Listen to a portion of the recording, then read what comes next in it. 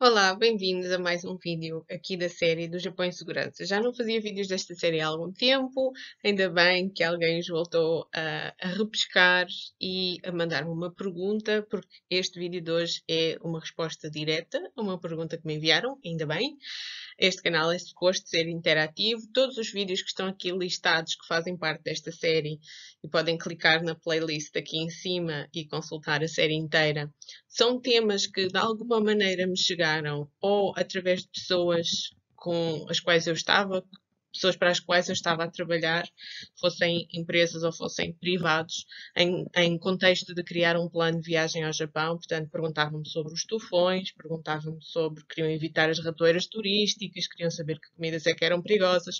Outras coisas foram mais resultado daquilo que eu observava que era necessário informar as pessoas antes delas irem para o Japão, quer fosse como turistas, quer fosse como estudantes, trabalhadores temporários, fazer o intercâmbio, etc. Por exemplo, o Leis e Regras é mais sobre isso, são leis e regras mais aplicadas a estrangeiros.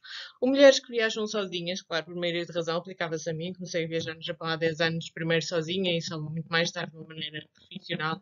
Então eu achava que estas coisas vos fariam falta e o feedback tem sido muito bom. Obrigado, continuem a mandar comentários, que é para eu responder àquilo que vocês querem. Então, já saltando para o tema deste vídeo, nós vamos fazer um segue, ou seja, nós vamos entrar no tema deste vídeo a partir de uma série de outras coisas que estão aprofundadas aqui no canal noutros vídeos e que fazem sentido porque eu quero que vocês entendam as razões históricas e culturais por trás de uma série de fenómenos dos quais eu vou falar. E talvez um vídeo não seja o suficiente para falar da questão da imigração no Japão.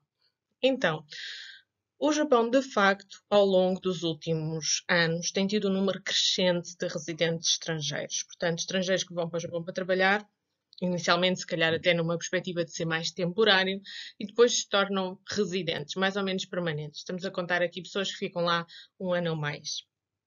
Então, os residentes permanentes no Japão vêm de muitos lados diferentes.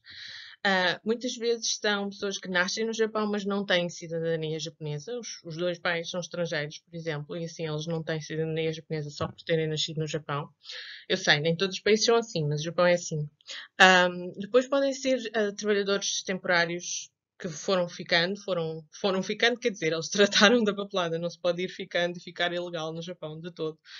Alguns são estudantes que se tornam depois residentes porque encontram lá trabalho. Há muitas proveniências diferentes, mas é um facto que eles têm crescido ao longo dos anos. Como podem ver aqui, os foreigners, está na linha amarela, é a imigração menos a imigração, e está a crescer. Está a crescer sobretudo desde 2010 e, portanto, é um fenómeno muito recente, é uma coisa que as pessoas observam na sua história de vida recente, e isso tem, obviamente, um impacto, tem uma resposta da parte da população em geral no Japão. A somar a isso, a somar ao número de residentes que são estrangeiros e que estão, pelo menos assim se entende, plenamente integrados na sociedade japonesa, trabalham, pagam impostos, às vezes constituem família. Para além disso, nos últimos anos, antes do embate que foi o Covid e o fechar do Japão para turismo por causa do Covid, à escala mundial, isso aconteceu a todo lado, mas até isso, o que estava a acontecer era, todos os anos se batia o recorde do ano anterior em relação a turismo, em relação a visitantes de curta duração, que normalmente são turistas no Japão. Então, como todos os anos se batia o recorde do ano anterior, a população japonesa estava não só a ver de uma maneira permanente no seu território mais estrangeiros residentes, com a sua vida implementada no Japão, como também estava a ver cada vez mais estrangeiros a visitarem o Japão.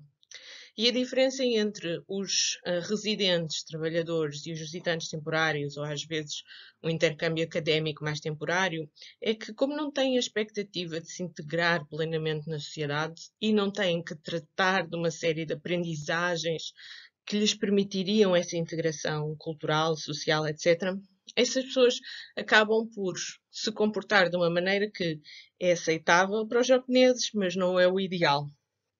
E aqui nós começamos a ter um crescendo de fricção, um crescendo de lidar com a diferença. Ponham-se do lado da população japonesa, que até mais ou menos aos anos 2008, 9, 10, assistia a um crescimento contínuo, mas não um crescimento tão exponencial, não um boom tão grande de estrangeiros no seu território. Ora, ao mesmo tempo que isto aconteceu, também aconteceram cada vez mais levantamentos estatísticos, cada vez mais estudos da população estrangeira residente, e cada vez mais análise acerca de, ok, mas a parte dos turistas, que vêm todos mais ou menos para as mesmas coisas, os estrangeiros que cá estão, em que é que eles se envolvem? Que trabalhos é que eles realizam? Como é que isto se caracteriza? Compensa, na perspectiva japonesa, a pergunta é: compensa estar a receber tantos estrangeiros no Japão e a sujeitar, é mais ou menos essa a ideia por trás disto, sujeitar a população japonesa a ter que lidar com estes estrangeiros, compensa economicamente?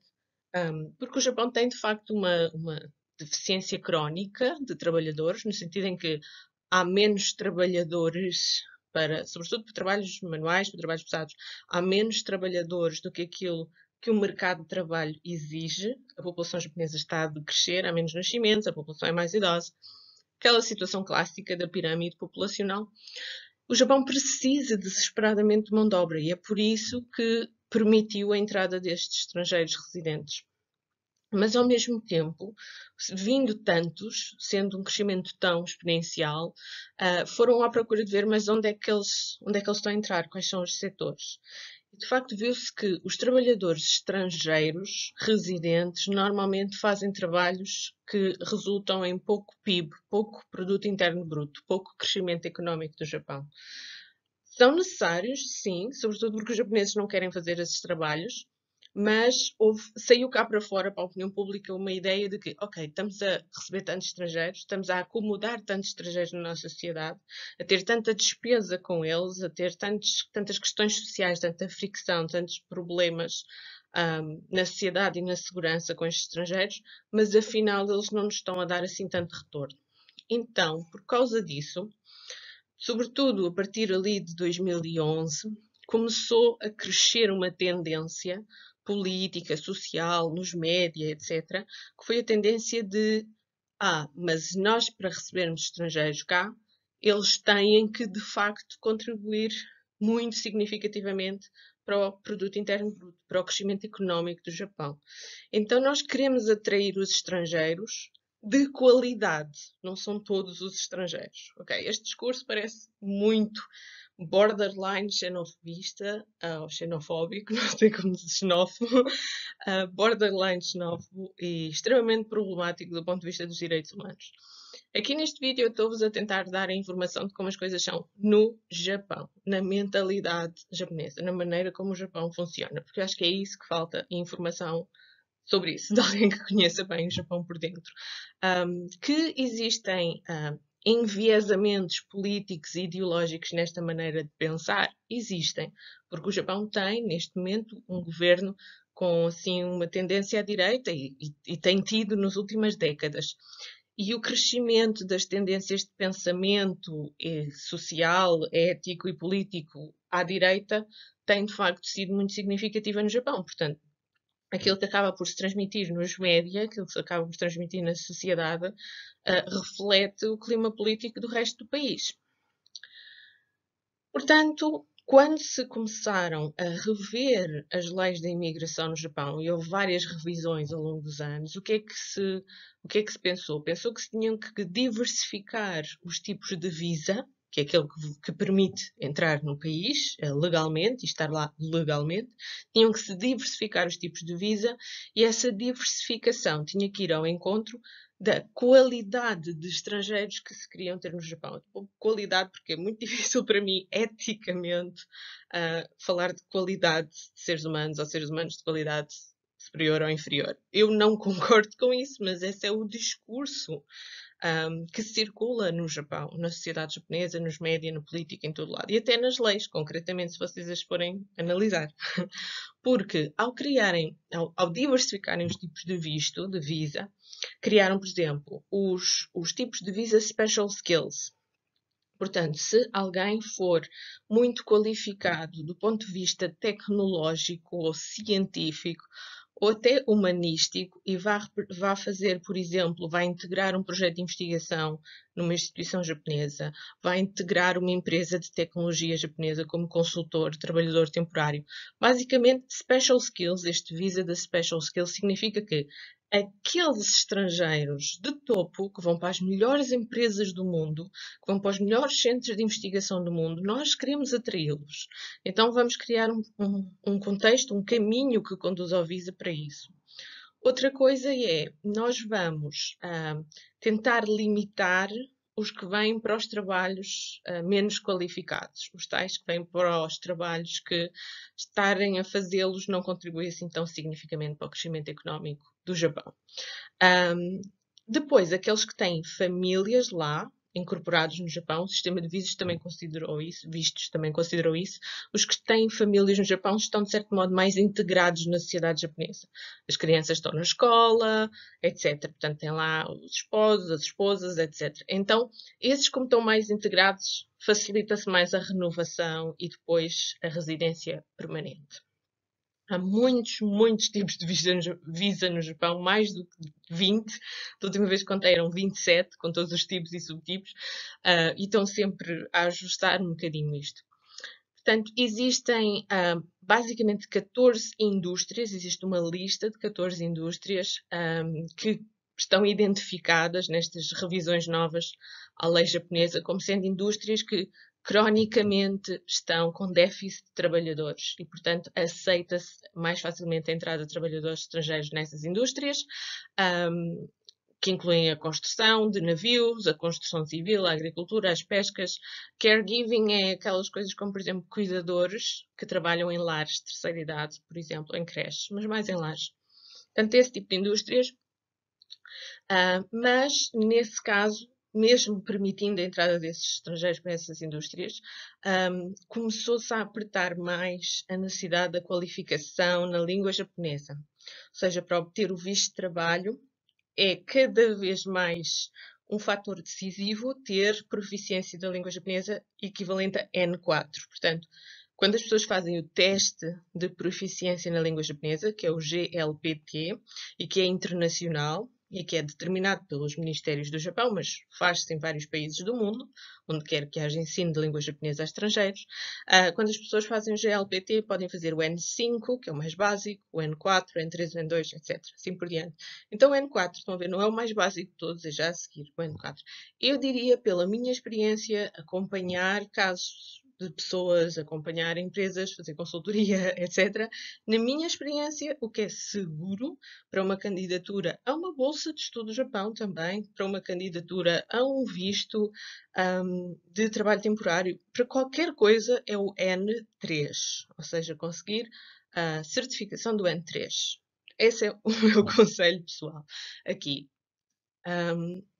Portanto, foram sempre fazendo estas aferições de como é que a população japonesa recebe os estrangeiros. E eu falo deste contexto primeiro, antes de falar de coisas práticas da imigração, porque é muito importante quem tem o desejo de estar nesse caminho, quer fazer certas escolhas na sua vida, é muito importante compreender como é que vai ser a sua vida uma vez que chegue ao Japão. Emigrar para o Japão não é a mesma coisa que emigrar para a Europa, seguramente não é a mesma coisa que emigrar para Portugal, com todos os defeitos que possa ter o processo de emigrar para Portugal, não é nem de perto nem de longe a dimensão e a complexidade de emigrar para o Japão. E a percepção que se tem dos imigrantes e da imigração na população japonesa, claro que é dinâmica, claro que vai mudando ao longo dos anos, mas é muito importante ter em conta estes estudos mais recentes que foram feitos, que são dados que nós podemos consultar, para criar expectativas mais de acordo com a realidade, uma vez que se faça essa escolha e que se esforce, lá está, há esforços para fazer, nomeadamente aprender a língua japonesa antes, uma vez que se faça esse esforço. Não estou aqui a desencorajar ninguém, mas quero-vos falar dessa realidade, porque é muito mais produtivo ser um imigrante bem encaixado na sua nova realidade do que ser um imigrante que não encaixa bem na sua nova realidade, que pode criar problemas para si mesmo e para os outros e que pode retornar à origem com muitos problemas físicos, mentais, financeiros, etc. Então, para evitar essa situação, é que eu acho que a informação pode ser útil. O que se vê através de alguns desses estudos, entre eles este que eu aqui citei em cima, depois podem ler com mais detalhe, é que na população japonesa, mesmo na população japonesa mais jovem, tem havido uma crescente tendência para pensar que a insegurança no Japão, nomeadamente coisas como atentados terroristas ou risco de atentados terroristas, pode ter alguma coisa a ver com o aumento de estrangeiros no país. Ora bem, porquê? Sobretudo por causa das notícias, não é? Sobretudo por causa das notícias que passam nos médias japoneses. Mas não só. Na população japonesa, isto eu falo mais disso nos webinars de análise social do Japão contemporâneo. Mas basicamente, a população japonesa tem uma série de conceitos que são estruturas do pensamento. São as estruturas através das quais se raciocina sobre a realidade. Não tem a ver com serem mais ou menos espertos, mais ou menos julgar mais ou menos os outros, não são qualificativos, são estruturas cognitivas do raciocínio, que são diferentes das da sociedade ocidental, porque nós tivemos história, filosofia, tudo isso diferente ao longo dos últimos séculos. E, portanto, as pessoas não são todas iguais em todas as partes do mundo. O que não quer dizer que não tenham todas o mesmo valor. Mas não são todas iguais. Não se pensa igual em toda a parte do mundo. E na sociedade japonesa, algumas dessas estruturas do pensamento atravessam os sistemas de aprendizagem, atravessam os sistemas de socialização, primária na família, socialização secundária na escola, e, portanto, eles tornam-se também a realidade do indivíduo um dia mais tarde, mesmo que não lhes seja explicado conscientemente, verbalmente, dessa maneira. Tornam-se as suas próprias estruturas do pensamento, porque nós somos animais sociais e aprendemos em contexto. Então, isso faz com que, mesmo uma pessoa que tem um discurso super aberto, super século XXI, é instruído, sei lá, tem curso superior, tem um trabalho de secretária, etc. Mesmo essa pessoa vai responder à pergunta: você acha que o aumento de estrangeiros no Japão tem alguma coisa a ver com o aumento de risco de atentado terrorista? E essa pessoa vai dizer que sim. E se calhar é pré-consciente, se calhar não é, se calhar se perguntarem muito porquê e como e exatamente, aí se calhar essa pessoa, só pela pressão de lhe estarem a perguntar, vai voltar atrás na resposta, porque vai querer agradar a quem está a fazer a pergunta. Esse é um problema de fazer inquéritos no Japão. Mas normalmente vão responder-vos isso. Há uma percepção de que a sociedade japonesa, entre os japoneses, há essa percepção, a sociedade japonesa está segura, está bem, é autossuficiente. Mas depois, quando há o agente externo, o que não é Uchi, o que é Soto, quando ele penetra na sociedade japonesa, e esta ideia de romper uma membrana invisível está muito presente, quando esse elemento estranho penetra na sociedade japonesa, traz perigos com ele. Traz, por exemplo, doenças com ele. É por isso que o Japão está a reagir como está a reagir às questões da pandemia à escala global. Muito a dizer sobre isso noutro vídeo. Mas há esta percepção de que o elemento estranho, o elemento estrangeiro, o elemento exógeno, quando ele penetra na sociedade japonesa, vai trazer riscos acrescidos. E as pessoas que emigram ao Japão têm que ter presente que vai ser projetado neles esse tipo de estrutura do pensamento.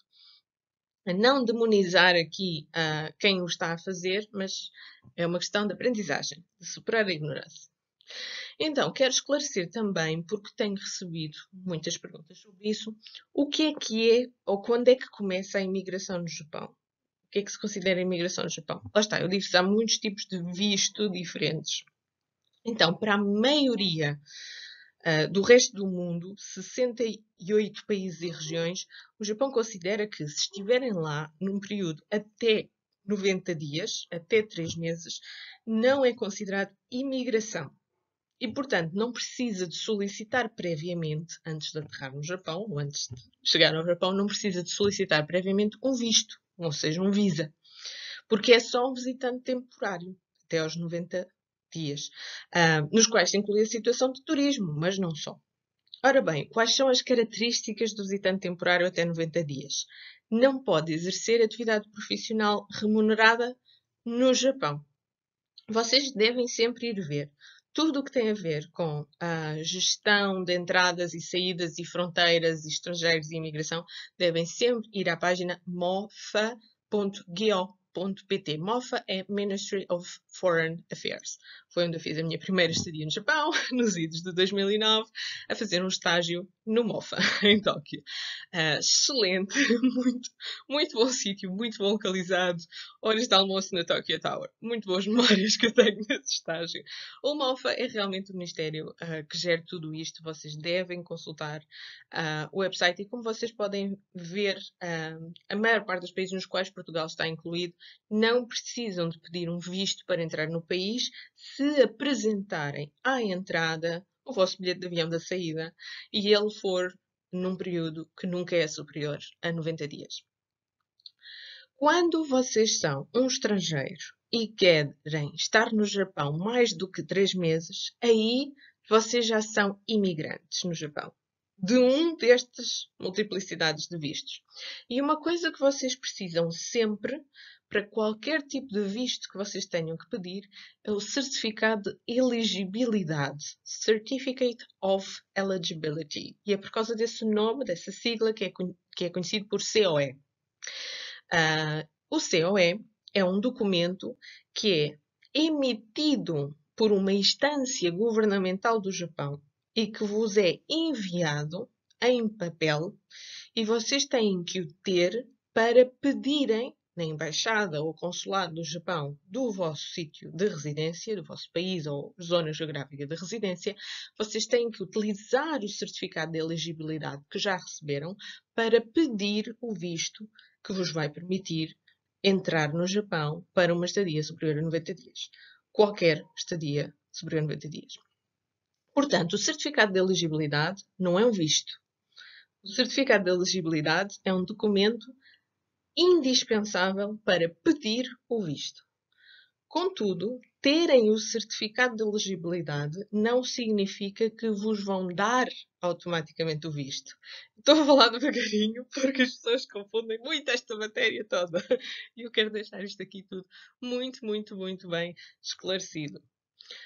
Se vocês já tiverem conseguido passar pelo processo, é todo um processo, se vocês passarem pelo processo que conduz à obtenção do certificado de elegibilidade, vocês podem depois continuar esse processo pedindo, por exemplo, um visto de trabalhador, que no fundo é feito em dois lados diferentes. O visto de trabalhador é pedido por vocês no sítio onde vocês estão, junto da Embaixada ou Consulado do Japão, e é pedido pela entidade empregadora que está no Japão, junto do MOFA, do Ministry of Foreign Affairs, e de outros ministérios também, mas é o MOFA que gera o processo. Portanto, é, no fundo, a entidade onde vocês vão trabalhar, a empresa, ou onde vocês vão estudar, a escola na qual vocês se inscreveram, entraram, já estão inscritos, a escola vai convidar-vos a ir para o Japão, dizendo: ele vem para aqui por causa de nós, vem para aqui trabalhar para a nossa empresa, vem para aqui estudar na nossa escola, vem para aqui fazer voluntariado na nossa instituição. Estão a perceber? Tem que haver uma instituição japonesa que vos vai convidar para ir ao Japão por esse período de longo tempo. Se vocês tiverem um esposo ou uma esposa no Japão, se houver um casamento internacional, também tem que se provar isso e também é a família que vocês têm no Japão, de nacionalidade japonesa, que vos está a convidar a ir para o Japão. Tem sempre que haver um processo com dois polos. Não pode ser só eu quero ir. Eu quero ir fazer entrevistas de emprego lá. Eu quero ir porque quero ir. Isso não funciona para as instituições japonesas. Vocês também devem ter, mesmo que não seja absolutamente indispensável para o processo em questão, mas vocês devem ter um representante legal no Japão. Vocês devem contactar uma daquelas empresas que tem vários legal e paralegal, portanto, tem advogados e tem estagiários, digamos assim, pessoas com formação nas leis do Japão, para vos representarem e tratarem de papeladas junto das instâncias japonesas. E é papelada, é papel. A maior parte destas coisas não se está a fazer por e-mail e não se está a fazer de uma maneira virtual. Nesse aspecto, o Japão é muito old school. É fax, assinatura e carimbo mesmo. Portanto, quando vocês têm o certificado de elegibilidade, vocês podem de facto começar este processo. Contudo, não é garantido que depois vos deem o Visa à frente e todo este processo custa dinheiro e vocês não vão ter um refund, vocês não vão ter um reembolso do dinheiro que gastaram se no final não vos atribuírem o Visa por algum motivo. Analisarem o vosso processo e disserem, olha, afinal não vos vamos atribuir o Visa. E vocês pensam, mas eu já paguei 100 e tal euros por causa deste processo todo, ou mais, se tiveram que contratar um representante legal no Japão. Não. Essa também é respondendo diretamente a perguntas que me enviaram. A resposta é não. Não vos vão pagar a despesa que vocês já tiveram. Então, para se qualificarem para o certificado de elegibilidade, temos aqui alguns exemplos. Uma pessoa que consegue provar, e a empresa japonesa do outro lado consegue provar, que essa pessoa já foi admitida a um posto de trabalho. Professor em escolas de línguas. Isto é muito utilizado para o JET Program, por exemplo, é o programa de ensino de inglês no Japão. Artistas que também já foram contratados, basicamente todos os trabalhadores que já foram contratados já têm contratos, já está tudo firmado. Missionários e representantes de instituições religiosas ou de caridade ou organizações não governamentais, jornalistas e repórteres, mais ou menos, não podem ser freelance. Aqui no documento que eu extraí aqui para vos mostrar não diz, mas vocês têm que ter um acordo com um representante do Japão.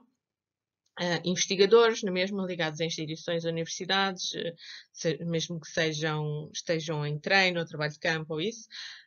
Sim, basicamente são estes exemplos. O entertainer, entretanto, faço a expressão, passou a ser cada vez mais difícil conseguir o Certificate of Eligibility sendo só entertainer. Vocês só uma coisa como um youtuber famoso, não é por isso. Mesmo sendo famoso, não é por isso que consegue. Tem sempre que ter outro tipo de atividades.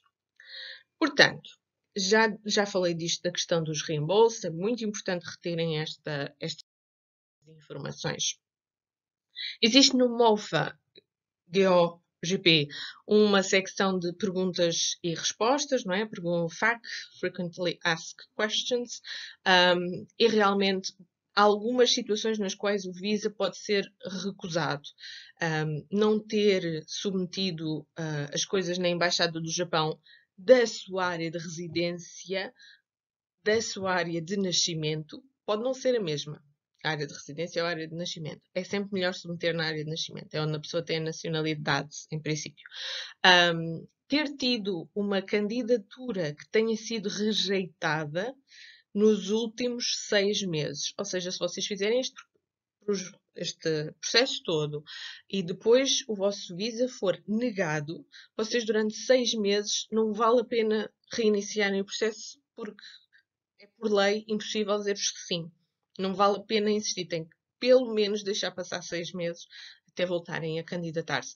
Haver falhas, haver documentos em falta, haver problemas de validade do vosso cartão de cidadão ou do vosso passaporte, não terem correspondido às qualificações mínimas que exigem para aquele visto que vocês estão a pedir, ou não terem entregue o certificado de elegibilidade ou ele não estar ainda emitido.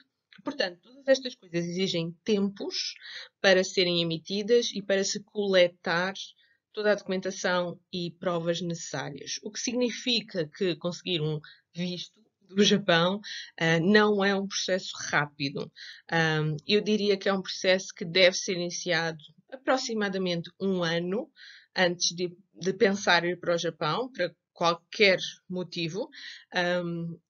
Se for turismo, já está estabelecido aqui que não é? Que não é preciso tanto, mas tudo o que precisa de um visto, tudo o que precisa de passar por este processo, eu diria que o ideal é um ano. Pronto, se vocês começarem a fazer 7 ou 6 meses antes, talvez, mas é muito apertado. É muito apertado para uma série de coisas, nomeadamente coisas como exames médicos. Sempre que vocês têm que passar pelos exames médicos, estas coisas são caras, não é? Vocês têm que fazer uma série de exames e testes e esperar pelos resultados e gastar o dinheiro nisso tudo. Portanto, esta é a informação oficial, e a relação entre certificado de elegibilidade e visto que eu espero que vocês retenham, que é o mais importante deste vídeo. A Embaixada do Japão em Portugal é a extensão do governo do Japão, como são sempre as embaixadas, que trata deste tipo de coisas. E através da Embaixada do Japão em Portugal também existe a possibilidade de tratar de um tipo de visto em particular, sobre o qual me perguntaram muito, foi o visto de férias de trabalho. Isto chama-se internacionalmente Working Holiday Visa. Ele existe para Portugal, ou seja, o governo do Japão permitiu que cidadãos de nacionalidade portuguesa que procurassem a Embaixada do Japão em Portugal fossem elegíveis para o Working Holiday Visa. Isto também existe para alguns cidadãos e alguns outros países, mas não para todos. Este Working Holiday Visa foi aprovado a nível legal no Japão em 2015, mas ele de facto só esteve, acho que 2017. Só em 2017 é que houve o primeiro processo que chegou ao fim com uma boa resolução. A partir daí têm-se atribuído alguns, mas não muitos. Os vistos de férias de trabalho têm algumas características muito específicas, se calhar não são para toda a gente, mas fica aqui a informação. Então, no espírito da lei, aquilo que se chama o espírito da lei, ou seja, qual é o objetivo, para que é que isto serve? Isto serve para potenciar uma relação mais profunda e mais duradoura entre cidadãos portugueses e a realidade do Japão. E o Japão, como país, como sociedade, como tudo. Enquanto que vocês, se forem só com um visto temporário, que por mais fácil que seja, porque não tem que o pedir, só tem que realmente ir para o Japão. Se for até 90 dias, não tem tecnicamente que o pedir, ele é atribuído automaticamente à entrada do Japão. Mas enquanto se vocês fizerem isto, vocês não podem inscrever-se numa escola de línguas lá, vocês não podem receber um trabalho remunerado, trabalhar em part-time, etc. Então pensou-se em criar um visto que é uma espécie de intermédio entre o do estudante e o do trabalho e que, somado a isso, também é muito menos burocrático.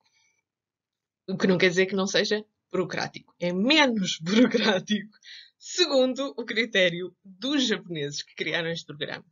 Eu devo-vos dizer que todas as pessoas que eu acompanhei neste processo para conseguirem este visto, apesar de o terem conseguido no fim, todos eles acharam que isto era loucamente minucioso.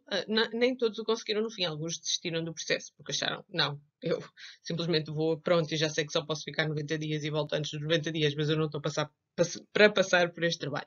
Eu acho que vale a pena, eu acho que o programa está muito bem pensado, e que se vocês conhecerem como é que ele funciona, podem tirar o melhor partido deste programa. Então vocês têm que submeter, uma das principais coisas que criou resistência nas pessoas que estavam a inscrever nisto, é que exigem que vocês submetam um plano. Vocês têm que submeter um plano para o tempo que vocês vão estar no Japão. Onde é que eu vou estar? Qual é a prefeitura onde eu vou morar? Eu vou, por exemplo, me inscrever numa escola de línguas e fazer um curso de 6 meses e depois nos meus fins de semana ou quando terminar o meu curso de escola de línguas vou passear no Japão. Essa é uma possibilidade. Então vocês têm que dizer exatamente para onde é que vocês vão e o que é que vocês vão fazer. Vocês têm que submeter um plano detalhado. Vocês têm que dizer onde é que vão estar, quando é que vão estar, a fazer o quê. Outra coisa é, vocês têm que fazer prova dos vossos rendimentos, que têm 10.000 € no banco. Não sei se este valor, entretanto, já houve alguma mudança, mas vocês tinham que ter 10.000 € numa conta bancária em vosso nome e não podiam estar bloqueados, tinham que estar à ordem, tinham que ter acesso a esse dinheiro facilmente quando estivessem no estrangeiro, por exemplo, através de um cartão de débito. O vosso crédito, o vosso cartão de crédito também tinha que estar desbloqueado para ser usado no estrangeiro, vocês tinham que ter prova de rendimentos, não é? E vocês também tinham que fazer prova de uma série de coisas, de exames de saúde, tinham que assinar declarações em como aceitavam que, ao estar no Japão a fazer trabalhos em part-time, subscreviam todas as obrigações que o governo do Japão impõe a quem realiza trabalho pago, portanto, ofere rendimento do seu trabalho, nomeadamente em termos de pagar impostos no Japão e também em termos de subscrever do Serviço de Saúde do Estado japonês, que é um sistema de saúde que é diferente do nosso, não é SNS, não é Serviço Nacional de Saúde, mas é uma espécie de seguro de saúde que é gerido pelo Estado japonês. Mas funciona quase como se fosse um sistema de saúde. Então vocês subscrevem que aceitam que têm que pagar para esse seguro de saúde, esse sistema de saúde, quer venham a beneficiar dele ou não, e também que fazem os exames todos de saúde para que lá vos aceitem. Isso significa que algumas doenças crónicas tornam este processo um bocadinho mais problemático e algumas necessidades de saúde especiais. Também a idade. Vocês têm que ter no mínimo 18 anos e no máximo 30 anos. Portanto, este Working Holiday Visa estabelece logo aqui uma faixa etária de elegibilidade relativamente curta, entre os 18 e os 30 anos. Por outro lado, não vos exige nenhum comprovativo de proficiência de língua japonesa e isso não é minimamente relevante para o processo em si, exceto se for extremamente incompatível com aquilo que vocês se propõem fazer no plano, não é? Se vocês não têm prova de proficiência nenhuma e nunca aprenderam japonês, não sabem nada de japonês, vocês não podem pôr no plano a dizer eu vou trabalhar para esta loja que atende ao público, não sei o quê, não é? Porque não sabem japonês, não é? Portanto, vocês têm que, de facto, ser cidadãos de nacionalidade portuguesa, a residir em Portugal. A vantagem do visto de férias de trabalho é que estende a estadia no Japão até 1 ano. Esta do até 1 ano, reparem, já é muito comparado com os 90 dias que podia ser antes. E vocês podem, de facto, trabalhar e oferecer rendimentos, não em todas as áreas. Basicamente, eu estou super a simplificar, mas basicamente vocês estão proibidos de trabalhar em todos os trabalhos do setor noturno, em bares que servem álcool, a trabalhar em clubes de hostess ou host, obviamente, a trabalhar na indústria da pornografia, da indústria, etc. Portanto, vocês têm que ter trabalhos que não correspondem àquilo que a sociedade japonesa considera um potencial para importar gangsters, basicamente é isso. Mas pronto, mas claro que podem fazer todos os trabalhos sérios. Existe no Japão, já vamos lá. Eu queria notar aqui ainda que o vosso passaporte português tem que ter a validade mínima de 10 meses a partir da data prevista da partida. Esta é uma daquelas coisas que não estava muito bem explicada em websites e tal, e eu achei que devia acrescentar, porque para muita gente isso significa que tem que o renovar. E vocês também têm que submeter o vosso currículo vitae com foto. Lá está, e o plano de atividades de itinerário, isso já falei. Uma coisa chata é que todo este processo para tratar do Working Holiday Visa só pode ser feito presencialmente na Embaixada do Japão, em Lisboa. Muito, muito, muito raramente, se vocês tiverem que enviar um documento em falta pelo correio, eles aceitam, mas normalmente as coisas são todas presenciais em Lisboa. Eu sei, isto pode exigir viagens de 9 horas das pessoas, não é? Sim, é muito chato, mas era o que estava. É o que tem. Tem que tratar tudo em Lisboa. Pelo menos em Lisboa. Pelo menos não tem que ir à Embaixada do Japão no outro país. Portanto, vocês, ao terem o Working Holiday Visa atribuído, ao terem conseguido esse Working Holiday Visa, na fase seguinte em que vocês estão a planear ir para o Japão, notem que quando vocês lá chegam, durante um período de 14 dias, vocês têm que se registar na Câmara Municipal da vossa área de residência. E se mudarem de área de residência durante o vosso período de estadia, têm sempre que fazer isso. Têm sempre que se registar na vossa Câmara Municipal da área de residência, apresentando o vosso visa e dizendo a casa que alugaram ou o quarto que alugaram ou a vossa estadia ou o vosso contacto. Vocês não podem andar a sair e entrar no país, portanto, fazer isto para depois pensar, estou ali durante um ano, portanto, vou à Coreia, portanto, vou. Não, o vosso Working Holiday Visa é entrar e sair, não tem reentradas. Essa é uma coisa que também achava que precisava de esclarecer. E depois vocês têm um limite de duração de horas por semana nos trabalhos que podem fazer. Eu já falei que não podiam fazer trabalhos que representem ofensa à moral pública, não podem fazer trabalhos não declarados para efeitos de impostos, não podem fazer trabalhos no setor noturno, mas há também o número de horas por semana que vocês podem fazer, que se eu não me engano é 4 horas por semana, mas isso também vai sempre mudando. Consultem a informação do Working Holiday Visa no MOFA. Agora, uma coisa muito boa que existe no Japão é a Japan Association for Working Holiday Makers. Portanto, quando se criou este sistema de visa, também se criou esta associação. Ela tem representação em várias partes do Japão, com escritórios físicos e também tem, obviamente, um website que também está em inglês e é acessível.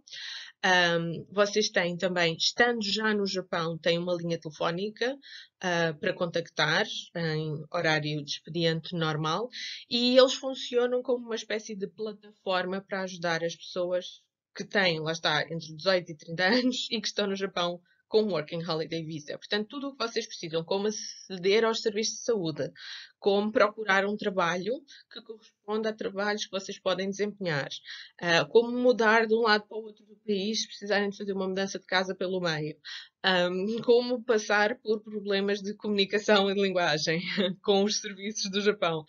Tudo mais. Esta Japan Association for Working Holiday Makers ajuda-vos muito.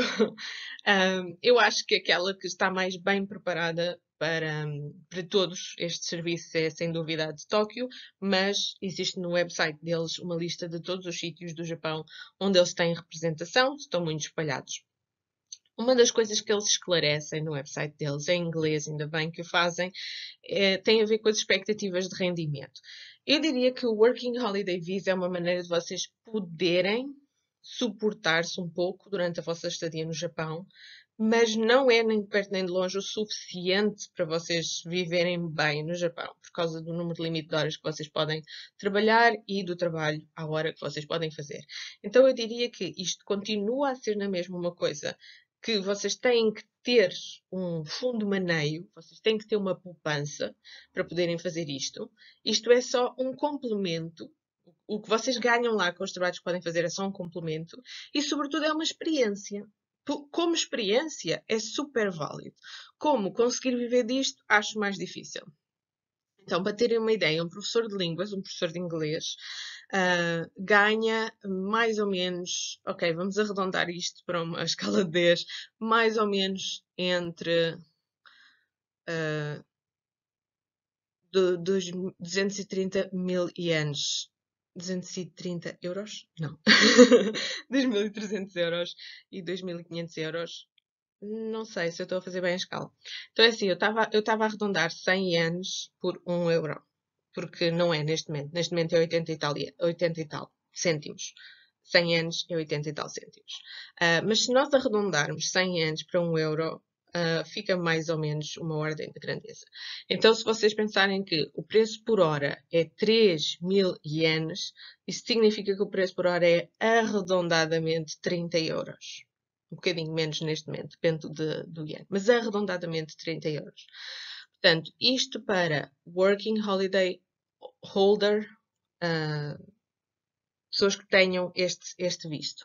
Não significa que os próprios professores no Japão ganhem isto. Portanto, este valor é muito bom. Mas reparem, este valor, vocês ainda têm que tirar os impostos, vocês têm que tirar o que vocês vão pagar para o Serviço de Saúde do Japão, vocês têm que tirar as despesas que vocês vão ter de transporte, de alimentação, de comprar materiais e muitas vezes vocês têm que tirar daqui também presentes, dinheiro que vocês vão gastar com presentes, porque vocês vão ter que dar presentes a muitas das pessoas envolvidas em tudo isto. Sobretudo pessoas da escola, colegas da escola onde vocês vão trabalhar, se forem trabalhar para uma escola. Quanto mais dentro de uma organização vocês estão, com colegas ou pares, mais vocês vão ter que gastar dinheiro com presentes. Portanto, na prática não vai ser assim tanto. E o número de horas é limitado. Se vocês forem trabalhar em empresas de tecnologia, indústria de tecnologia, comunicações, marketing, vocês podem ter um ordenado mais alto por mês. E os trabalhos que não têm a ver com este tipo de indústrias, não é? Indústrias de alto rendimento, e que não têm a ver com a educação da língua estrangeira, são menos bem pagos. São aproximadamente 1000 ienes à hora, mesmo em Tóquio. E Tóquio é dos sítios onde tem o ordenado mínimo à hora mais alto do Japão. Porque o ordenado mínimo à hora no Japão varia de prefeitura para prefeitura. Corresponde diretamente ao custo de vida de cada prefeitura. Então, no Japão é um dos mais altos, o que significa que este é um dos valores à hora mais altos que vocês vão receber, e é 10 euros, dos quais vocês vão tirar os impostos e as despesas e aquelas coisas todas, e o serviço de saúde e aquelas coisas todas. Então, isso significa que não é muito diferente de Portugal. Se vocês forem fazer um trabalho que não tenha a ver com indústrias de alto rendimento, tecnologia, comunicação, marketing, e que não sejam ensino de inglês, e para vocês serem elegíveis para ensinar inglês no Japão, vocês têm que ser naturais de um país em que o inglês seja a língua nativa, a língua materna. Portanto, é muito, muito raro alguém, por exemplo, de Portugal, que consiga um trabalho destes dentro do esquema do Working Holiday Visa em Tóquio, onde há tanta outra oferta de pessoas que podem dar inglês porque são australianos, americanos, canadianos, ingleses, etc. Portanto, teria que ser um sítio onde aparecesse uma pessoa de Portugal, mas tivesse assim uma espécie de o certificado máximo de Cambridge e não houvesse mais ninguém para dar inglês para conseguir um trabalho. Estão a perceber? É uma questão de também o sítio, o contexto e a concorrência. Todos os outros trabalhos são menos bem pagos. Portanto, não estejam à espera que durante o Working Holiday Visa vocês consigam de facto custear a vossa vida com o trabalho que vocês conseguem fazer no Japão. Depois, esta associação também esclarece aqui algumas perguntas importantes. Se vocês podem trabalhar no Japão com menos de 20 anos, porque o Working Holiday Visa tecnicamente é a partir dos 18 anos. Mas, no Japão, entre os 18 e os 20 anos, se vocês forem com o Working Holiday Visa e tiverem 19 anos, vocês ainda não podem trabalhar. Porque só a partir dos 20 anos é que vocês podem ser contratados. E, portanto, se vocês tiverem Working Holiday Visa e tiverem menos de 20 anos, não podem ser contratados para trabalho remunerado. Claro, a questão da língua japonesa, que é a pergunta a seguir, tem a ver com o tipo de trabalho que vão desempenhar e o nível de japonês que terão que saber. É sempre dependente do tipo de trabalho que vão desempenhar. Se vocês forem trabalhar num restaurante ou num café na cozinha a lavar os pratos, muito pouco ou quase nenhum inglês, nenhum japonês, está tudo bem na mesma. Sobretudo se for um ambiente com mais imigrantes e com mais staff internacional. Também dão uma resposta que eu acho que é muito realista, corresponde àquilo que eu conheço também, que é quanto tempo demora até encontrar um trabalho, a partir do momento que começam a procurá-lo e que começam a ir a entrevistas, aproximadamente um mês. Também corresponde àquilo que eu acho que sim, que é realista, depende dos sítios, mas sim, vocês devem ter que contar que vão se suportar a 100% durante pelo menos o primeiro mês. Mas isso depende muito das épocas de contratação do trabalho. E aí eu acho que é super, super importante que eles tenham colocado o esclarecimento seguinte. É que no Japão, a época de contratação de trabalho é durante o início do mês de abril. O ano fiscal também começa a 1 de abril. Então, o início de contratação do trabalho é em abril. Isso significa que de janeiro até março, as empresas estão a fazer entrevistas, recrutamento, firmar contratos com os novos trabalhadores, dar-lhes, por exemplo, formação, fazer-lhes assim uma espécie de internship, de estágio. Embora depois haja um estágio mais profundo quando eles entram. Mas durante esses primeiros meses do ano é quando há a contratação. Se vocês chegarem ao Japão de meio de abril para a frente, é muito difícil haver contratação, porque já não é o período do ano em que o fazem. Se vocês chegarem ao Japão na Golden Week, que é a primeira semana de maio, semana dourada, é ainda mais difícil simplesmente porque as coisas estão fechadas, as empresas estão fechadas, é o período de férias do Japão. É o período de férias dos japoneses, é quando eles fazem férias. Então, como as coisas estão fechadas, é ainda mais difícil que vocês consigam entrevistas, etc. O que é necessário para depois serem contratados. Pronto, isto que eu já falei que most of schools are looking for native English teachers. A maior parte das escolas estão à procura de professores que ensinam inglês ao nível nativo, portanto, que são naturais de países em que o inglês é a língua materna. E os impostos no Japão são, os impostos do rendimento são 20%, isto pode variar um bocadinho, mas sim, e os impostos do consumo são 10%. Portanto, quando vocês veem o preço das coisas marcadas nas lojas, tem que lhe acrescentar 10%. As coisas não estão marcadas com o imposto incluído. E quando vocês veem o valor que vão receber à hora ou que vão receber ao mês, vocês têm que lhe tirar 20%, porque também não tiraram essa percentagem do imposto quando vos dizem o valor que vocês vão ganhar. De uma maneira um bocado diferente de pensar, aqui em Portugal nunca se faz isso. Uma recomendação que já apontei aqui, mas vou desenvolver, são as escolas de ensino de língua japonesa para estrangeiros. Eu acho que é uma boa maneira de utilizarem o vosso Working Holiday Visa, é vocês procurarem escolas de língua japonesa para estrangeiros, porque elas existem em muitas partes diferentes do Japão. Elas aceitam candidaturas internacionais via online. Elas dão instruções sobre como proceder junto à Embaixada do Japão no respectivo país. Muitas vezes elas são os sponsors dos próprios alunos. Portanto, elas tornam-se a instituição de acolhimento, aquela que faz o convite formal para vos atribuírem o visto. O procedimento conduz à emissão, pode conduzir à emissão de um visto de estudante, só estudante, ou um visto de Working Holiday Visa, se ele for misto, não é? Não requerem conhecimento prévio de língua japonesa, não requerem diploma universitário e, dependendo da área do Japão, assim vão existir diferentes preços e diferentes condições de pagamento. São, acho eu, muito mais caras do que escolas de língua em Portugal ou escolas de língua na Europa. É verdade que são. Mas, tendo em conta que vos ajudam tanto no processo, eu diria que de todas as opções que eu conheço, estas foram as que correram melhor. De todas as pessoas que procuraram ir para o Japão por vários motivos, estas foram as que tiveram a melhor experiência. Primeiro porque tiveram uma experiência imersiva, aprenderam de facto língua japonesa, conheceram de facto o Japão, conheceram também outras pessoas, muitas vezes fizeram muitos amigos também nestes cursos, são pessoas que estão a passar por experiências semelhantes, vale a pena partilhar essa fase da vida. E depois nada vos impede, se vocês seguirem este processo, por exemplo, pedindo um visto de estudante, só de estudante, nada vos impede no ano a seguir, ou 2 anos a seguir, depende de como é que vocês estão a fazer a vossa vida, podem depois esperar por terminar o curso ou qualquer coisa assim, nada vos impede a seguir não tentar outro tipo de visto. Enquanto que o Working Holiday Visa só podem pedir uma vez. Se vocês já beneficiaram do Working Holiday Visa uma vez, mesmo que vocês não tenham aproveitado o ano inteiro, tenham só aproveitado alguns meses, não podem voltar a pedi-lo, não podem voltar a beneficiar dele. E há uma certa ideia de que, como aquilo é um visto especial, se vocês já beneficiaram dele, vocês não devem, de facto, beneficiar de outro do estilo especial. Portanto, este é o ISA, o Immigration Services Agency of Japan. O ISA-GOGP também é um website que eu vos recomendo visitar. Está em inglês, como está aqui em cima indicado.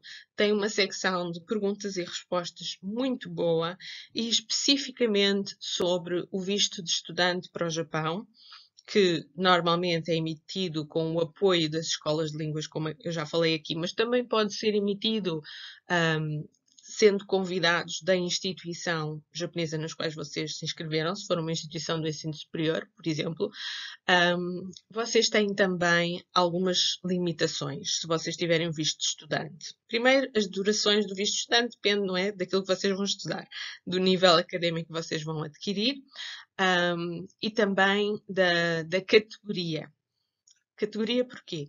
Vocês podem ter um visto de estudante que depois vos torna mais fácil fazerem o upgrade para visto de Engineer ou Specialist in Humanities ou International Services.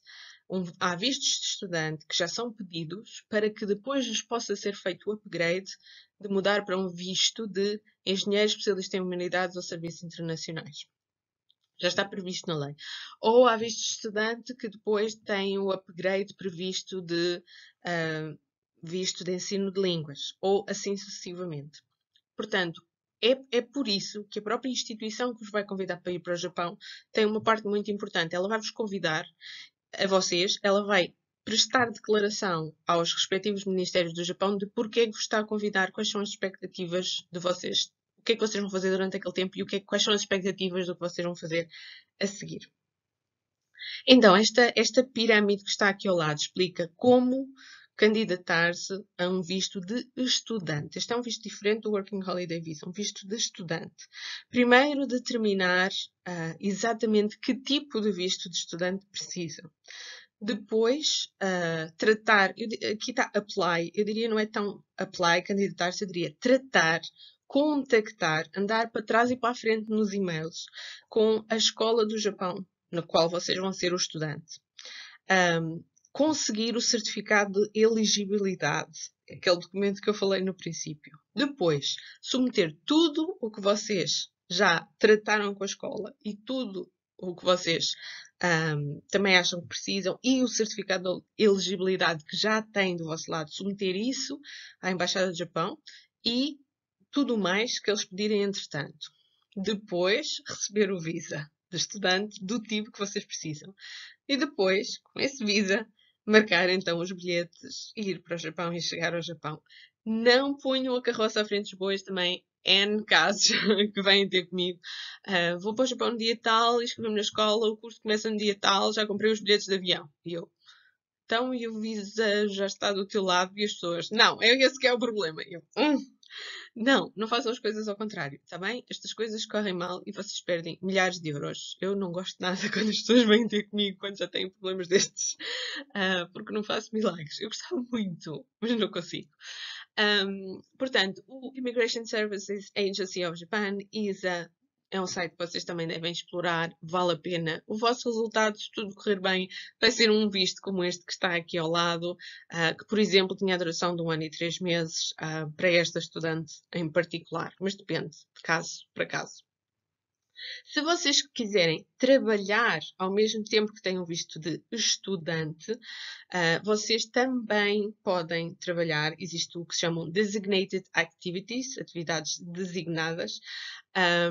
Vocês podem fazer um upgrade do vosso visto de estudantes, que é um visto de estudante que também pode trabalhar numa lista de áreas previamente designadas, elencadas pelo governo do Japão, também durante um período de tempo limitado, ao nível do número de horas declarada por semana e das áreas de trabalho.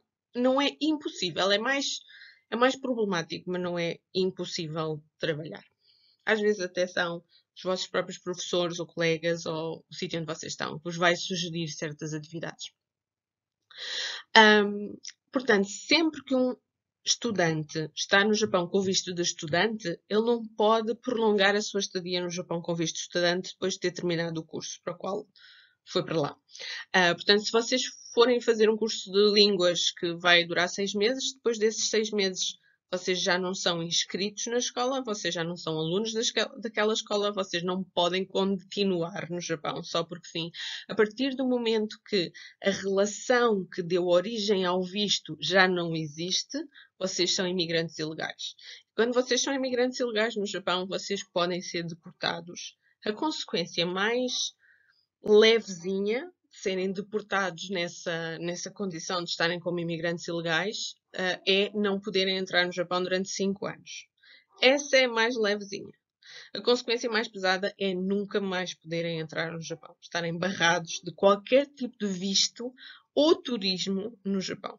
Então eu acho que é uma consequência suficientemente séria e não vale a pena abusarem da permissibilidade, porque ela não existe, de facto.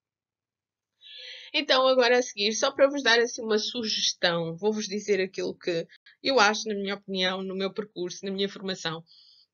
aquilo que eu gostava de ter sabido antes e não sabia, mas aquilo que eu acho que vos pode inspirar e que é uma boa estrutura para vocês pensarem sobre ela e verem se isso faz sentido no vosso plano de vida, que é uma estrutura que eu acho que funcionaria, conhecendo o sistema por dentro, como é que ele funcionaria melhor. No fundo é isto.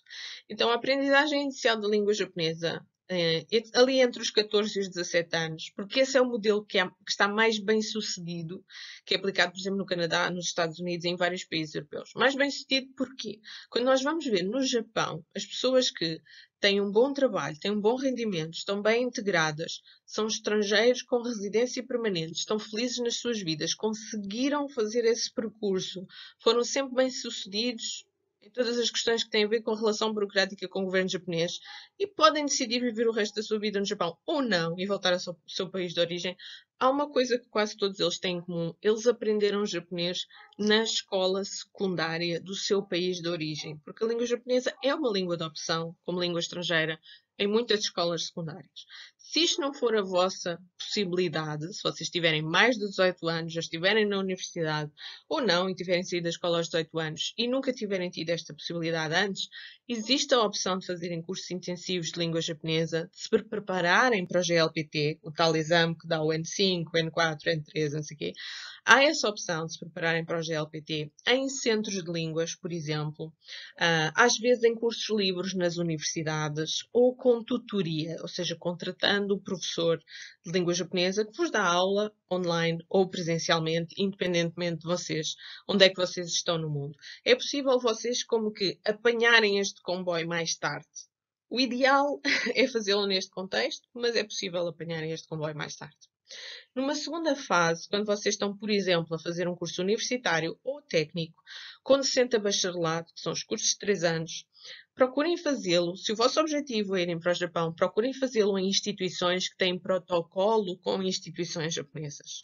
E vocês conseguem, na Embaixada do Japão em Portugal, uma lista em PDF, que está neste link que eu coloquei aqui, em que eu vou passar muito rapidamente aqui os slides. Portanto, há várias universidades e institutos técnicos superiores portugueses que têm protocolos, acordos com instituições japonesas, e isto significa que existem entendimentos entre estas duas instituições protocolados, assinados, não é, pelos reitores ou equivalentes, que permitem aos alunos de uma instituição realizar aprendizagens na outra instituição e ver reconhecidos os seus créditos na instituição de origem.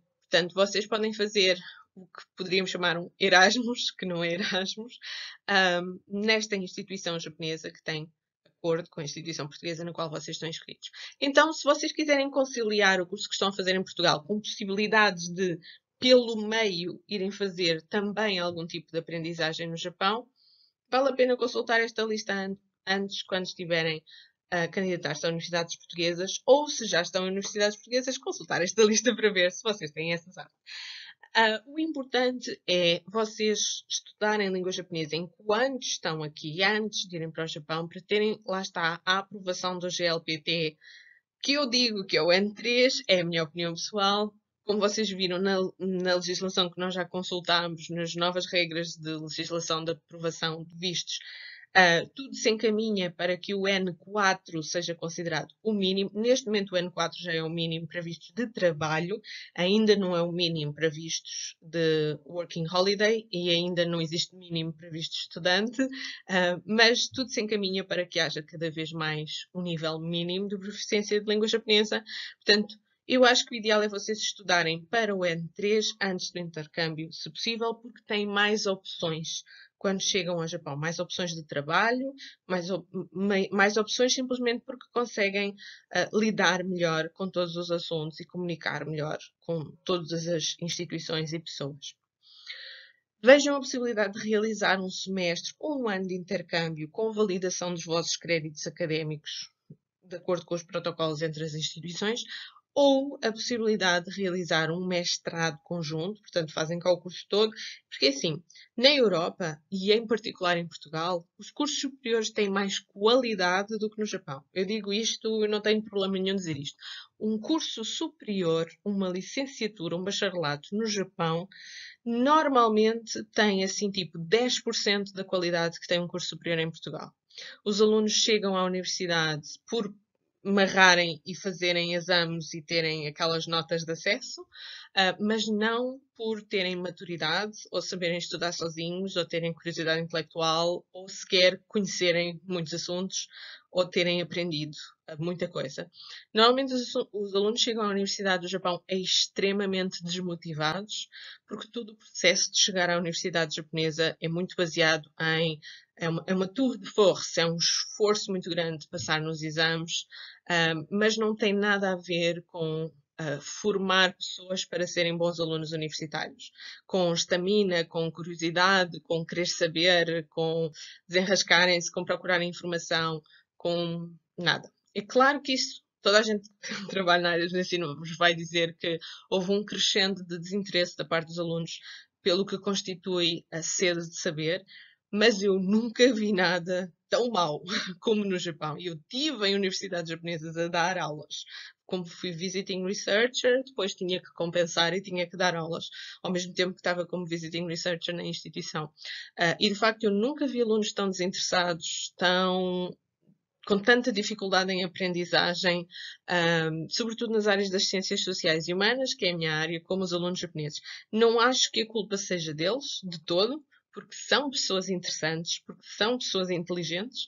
O que eu acho é que o sistema de ensino assim proporcionou que acontecesse. Conclusão: os cursos no Japão são feitos para eles passarem. Barely. Barely. Para eles simplesmente irem passando. São muito básicos e não têm qualidade nenhuma. E são muito chatos e são muito retrógrados na sua pedagogia. Eu posso falar mais sobre isso se quiserem, porque conheço muito bem o sistema de ensino do Japão, como vos disse, estive lá dentro. E portanto, eu acho que vocês ganham muito com fazerem de facto o curso em Portugal e irem ao Japão aproveitar um semestre ou um ano, ou então fazerem o curso em Portugal enquanto estão a estudar japonês, visitarem o Japão, se calhar visitarem simplesmente sem visto, não é? Visitarem num período de visita autónoma vossa e depois mais tarde pensarem em fazer um mestrado ou um doutoramento, porque aí sim, aí vocês vão ter um enquadramento numa instituição de ensino. No mestrado e no doutoramento só está quem quer, já não é porque tem que fazer o curso, percebem?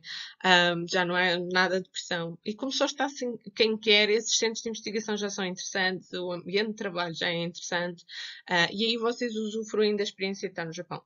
Com a vantagem acrescida de que o governo do Japão atribui bolsas de estudo a mestrado e a doutoramento. Também atribui a licenciatura, mas é muito mais reduzido. Atribui sobretudo a mestrado e doutoramento. E, portanto, se vocês contactarem a Embaixada do Japão em Portugal e utilizarem os tempos certos para os processos da candidatura, vocês podem também beneficiar destas bolsas de estudo e, portanto, que são muito melhores do que todas as bolsas que existem em Portugal para estudar em Portugal, já agora, são melhores do que a FCT e tudo. São difíceis de conseguir, claro, são bolsas, estão a ganhar uma coisa, não são, vocês não têm que as pagar a seguir. Essa é uma coisa que os japoneses acham admirável. Quando eu digo aos japoneses, sim, o governo do Japão atribui bolsas a estrangeiros para eles irem estudar no Japão. E os japoneses, a primeira coisa que me dizem é: então, e depois qual é o interest, não é? Qual é o juro? Ou quanto tempo tu tens para pagar isso que te deram? E eu digo: não, dão. Se vocês ganharem o concurso, se vocês forem elegíveis, se tudo estiver ok, eles pagam-vos para vocês fazerem o mestrado e o doutoramento. Pagam-vos o mestrado ou o doutoramento. E os japoneses chegam assim, tipo: como é possível que não tenhas que pagar de volta? Porque no Japão há bolsas de estudo, mas não são bolsas. Vocês têm que pagar de volta. Todo um outro assunto de como é que funciona o financiamento à educação. Digam nos comentários se vocês querem que eu fale nisso no outro vídeo. Então, de facto, bottom line, para chegar mais longe, partilhem este vídeo e escrevam nos comentários e façam desenvolver o canal segundo o que vocês querem e vejam os vídeos que estão aqui ao lado, que são sugestões, mas há muito mais sugestões. Este tema da imigração no Japão e de como fazer um percurso que vos leva a ser elegíveis, não só para poderem entrar no Japão, mas para terem uma boa experiência de estar no Japão, é um tema que eu acho que é muito necessário falar, porque eu recebo não só perguntas, mas às vezes mesmo comentários com muitas certezas de dados errados. E por isso é que eu criei este vídeo. Se calhar fui assim um bocadinho os meus prazeres, mas eu faço isto com a intenção de vos dar informação, esclarecer. Portanto, não há perguntas parvas. Se algo do que eu falei aqui vocês acham que não está suficientemente esclarecido, força, façam a pergunta. Eu estou aqui para vocês e o que eu não souber, eu vou procurar saber e depois faço um vídeo sobre isso. Uma grande beijoca para todos. Até a próxima.